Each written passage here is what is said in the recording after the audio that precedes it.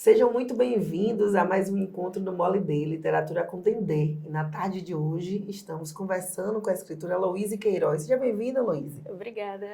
Ai, comece se apresentando, como é você? Eu vi que você estudou letras, né? Foi isso que te levou para o mundo da literatura?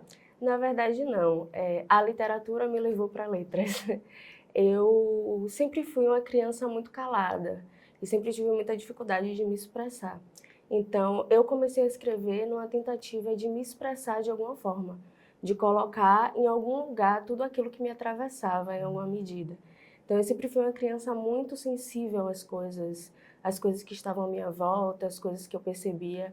Então, a literatura chegou para mim como uma ferramenta para eu colocar tudo isso que me atravessava de alguma forma. Eu sempre tive muita dificuldade de me expressar, de fazer amizades. Então, na escrita, eu via a escrita como um lugar de expulsar aquelas coisas que me atravessavam, que eu tinha dentro de mim, e ao mesmo tempo como uma forma de adornar as coisas, as belezas que me atravessavam. Eu digo que o meu primeiro contato com a literatura, eu costumo dizer, que foi observando minha mãe. A forma como minha mãe se movimenta na vida, a forma como minha mãe construía o dia a dia, né, da gente, penteava meu cabelo, a forma como ela cuidava da gente, isso para mim era uma coisa muito bonita. Então, o meu primeiro contato com a literatura foi através de minha mãe, da existência de minha mãe. Eu tenho uma frase que eu falo que foi os dedos de minha mãe no fiar da vida. Então, isso para mim foi uma das imagens mais bonitas. Ótimo, ótimo. Mas você começou a escrever, você tinha quantos anos? Seu primeiro livro? O meu primeiro livro saiu em 2019, mas antes disso eu já tinha publicado em algumas coletâneas, que eu acho que foi assim um passo principal para eu conseguir me entender e me perceber enquanto escritora, né? Quando eu entrei na faculdade, eu comecei a fazer algumas oficinas de criação literária, e aí eu pude perceber a escrita de um outro lugar, né? Não apenas como aquilo que funcionava para mim como uma ferramenta para eu colocar para fora as coisas que eu sentia, mas também como algo profissional. Então, a partir desse meu contato com as oficinas de criação literária, eu fui desenvolvendo mais essa questão da escrita e um dia uma amiga mandou uma mensagem para mim e falou: abriu um concurso de poesia para uma coletânea poética, eu acho que você deveria se inscrever. No início eu tentei recusar e tal, mas fiquei pensando naquilo e eu mandei os poemas não achando que eles seriam selecionados. E aí eu recebi a notícia de que eles foram selecionados. Minha primeira publicação foi no ano de 2016, na coletânea Negra Essência, e no mesmo ano, logo em seguida, eu publiquei no Cadernos Negros. E para mim, publicar no Cadernos Negros foi um divisor de águas. Ele chega ali e deu um xerife na carreira mesmo. Foi um divisor de águas assim na minha vida, porque foram autores. Eu estava fazendo parte de um núcleo de escritores que eu admirava e que eu julgava assim escritores fantásticos, né? Eu estava no meio de escritores que eu admirava muito e que serviam de referência para mim. Então, além disso, o processo, né, de seleção do Cadernos Negros foi algo que me ajudou muito a perceber minha escrita de um outro lugar, porque eles leem os poemas e retornam os poemas com alguns comentários. E aí você faz alguns ajustes, você repensa a sua escrita. Então, isso também te dá um nível de criticidade maior a respeito do que você faz, né, do que você produz. Então, foi um divisor de águas, assim, né? No lançamento do Cadernos Negros, está ali cercada de escritores que eu admiro muito e que compõem as minhas referências. Foi um divisor de águas mesmo, assim, na minha vida. Eu comecei a me perceber em um lugar e entender onde eu queria chegar. E a partir daí eu me percebi com o desejo de publicar um livro, mas ainda tinha muitas questões, né? Muitos receios, não achava que esse momento chegaria. E aí, então, eu recebi um convite, no ano de 2018, eu recebi um convite para escrever um livro e publicar na editora Paralelo 13S. E aí, a princípio, foi algo... Tentei me perceber nesse lugar, foi algo um pouco difícil para mim, porque para mim sempre foi muito difícil falar em público, colocar o meu corpo em evidência. Então, para mim, Estar num lugar de visibilidade era algo muito difícil. Como eu falei, eu fui uma criança muito silenciosa, eu tinha muita dificuldade de me expressar. Então, me expressar através da escrita era para mim muito mais fácil do que me expressar através da fala, enfim. Mas topei o convite, e aí foram quase 2 anos, né, no processo de escrita do livro, de revisão, edição, enviava para ela, ela fazia alguns comentários, e aí nessa troca surgiu Gerações Estendidas na Chuva, que é o meu primeiro livro. O recorte racial perpassa por boa parte da sua escrita? Sim, perpassa por tudo, assim, né? Eu costumo dizer que eu não ando sozinha, né? Eu costumo dizer que a minha escrita é atravessada por todas as pessoas, as mulheres mais especificamente, né? Não que os homens não façam parte, mas eu nasci e fui criada em uma casa com 7 mulheres. Eu fui criada por 7 mulheres. Então, as minhas referências de mundo, as minhas referências de escrita são referências femininas.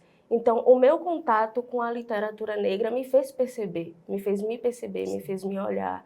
E isso sempre atravessou a minha escrita, assim como atravessa a minha vida, né, de diversas formas. A ancestralidade também é algo que eu trago muito comigo na minha escrita, porque é algo que me compõe. Não teria como eu falar de mim sem falar, por exemplo, das que vieram antes de mim, que sem as quais, por exemplo, eu não poderia estar aqui hoje, falando abertamente, me expressando e usando a fala, né? A fala que é esse mecanismo de opressão, a fala que é esse mecanismo de poder. Então, poder fazer o uso da fala, o uso da palavra, é porque muitas vieram antes de mim, me possibilitaram que eu estivesse aqui hoje. Então, esse livro também faz esse movimento, né, de reverenciar essas mulheres, de reverenciar essas forças que me compõem e que me mantêm viva e que me mantêm de pé. É isso, Luísa. Sua escrita é bem libertadora, né? E foi assim que você chegou a escrever em poemas e contos eróticos? Sim, sim, com certeza. Inclusive, um dos textos que marcam assim, né, a minha trajetória com a escrita e com a leitura é um texto de Audre Lorde, que o texto se chama A Transformação do Silêncio em Linguagem e Ação. E a partir desse texto eu pude ter contato com outros textos dela que me modificaram muito e me modificaram muito a minha percepção a respeito de mim mesma, das minhas potencialidades. E um dos textos que fazem parte assim do meu repertório de referências é Os Usos do Erótico. E ela fala do erótico como uma potência criativa que está dentro de todas nós mulheres. Então eu faço uso da linguagem também nesse lugar de expandir essa potência, né? Essa força vital que está dentro de mim e que está dentro de todas nós. Eu acho que o erótico é uma potência criativa e criadora. É uma potência transformadora e quando a gente se dá conta disso, a gente se expande, a gente conflui. E isso faz com que a gente consiga fluir de uma forma mais libertadora e mais consciente de si mesma. E a sua produção acabou participando de uma coletânea, né, onde você teve um poema? Isso, a coletânea Cama, Poemas e Contos Eróticos. O nome do poema é Ave Fêmea, inclusive eu posso ler para vocês. Ah, então ótimo.